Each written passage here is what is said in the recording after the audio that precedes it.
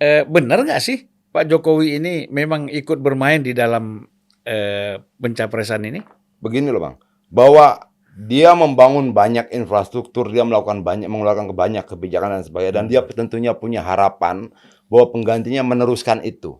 Sehingga tidak ada proyek mangkrak karena berbeda program, berbeda pandangan, berbeda segala macam. Ini kan penting karena mempertanggungjawabkan uang dalam jumlah besar.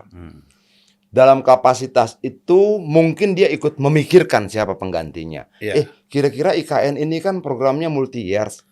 Jangan-jangan nanti 2025 dia berhenti. Iya. Lalu dia harus mencari pengganti, berhitung tentang pengganti yang kira-kira mau melanjutkan soal IKN. Begitu juga soal yang lain. Boleh, ya boleh saja. Iya. Tinggal bagaimana kemudian bentuk dia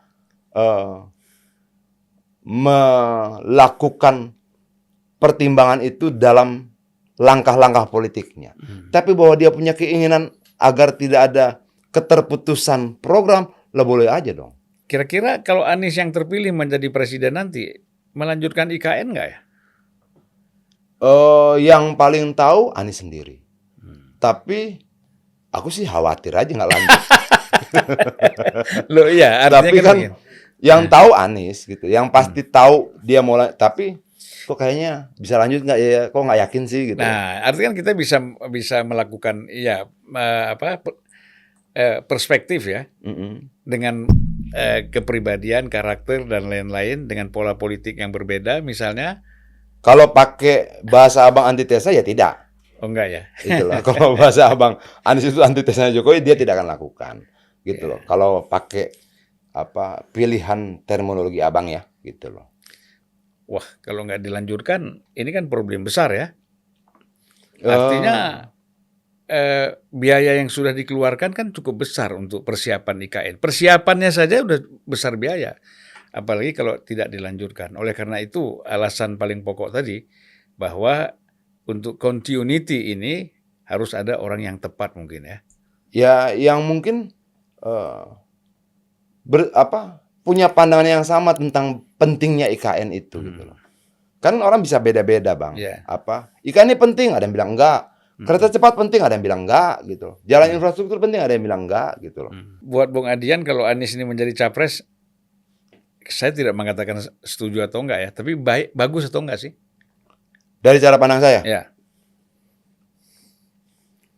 Gimana ya? Ada banyak hal yang harus ditanya sama dia tentang sikapnya terkait tentang banyak hal gitu loh.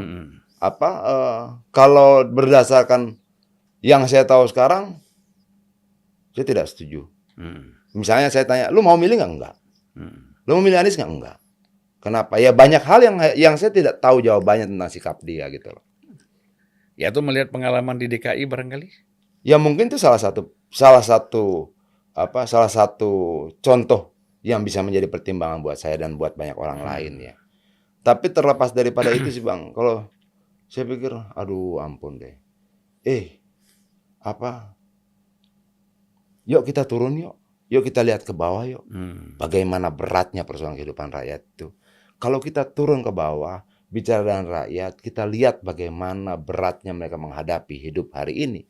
Karena pandemi, potensi krisis, dan sebagainya. Kayaknya nggak pantas tuh kita bicara presiden hari ini. Kalau misalnya kita bilang, ya itu kan hak saya. Ya betul, itu hak kalian gitu loh. Tapi kalau kalian bicara presiden ini buat rakyat, kenapa tidak kita pikirkan rakyatnya dulu?